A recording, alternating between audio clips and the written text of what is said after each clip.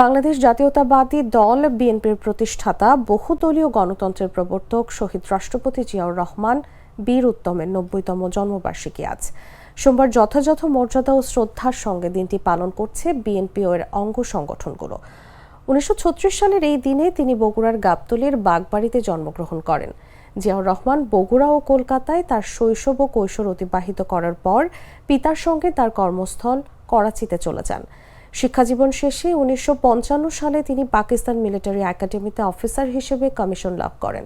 বর্ণাঢ্য কর্মজীবনের অধিকারী শহীদ জিয়াউর রহমান বাংলাদেশের গণমানুষের কাছে বাংলাদেশি জাতীয়তাবাদের প্রবক্তা ও বহুদলীয় গণতন্ত্রের প্রতিষ্ঠাতা হিসেবে স্বীকৃত।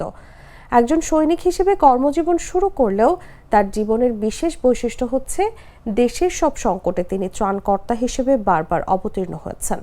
বিএনপির প্রতিষ্ঠাতা দেশকে সংকট থেকে মুক্ত করেছেন, অস্ত্র হাতে নিয়ে নিজে যুদ্ধ করেছেন, যুদ্ধ শেষে আবার পেশাদার সৈনিক জীবনে ফিরে গেছেন।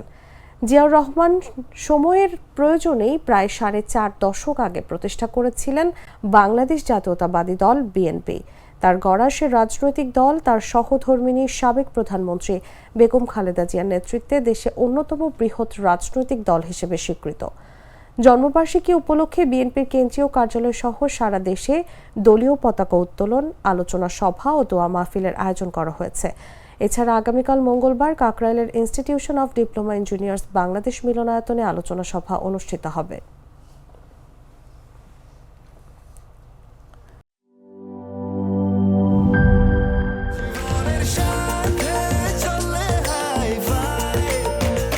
স্বাস্থ্যকর অল টাইম ফ্যামিলি কেক, সব সময় অল টাইম হেলদি লাইফ।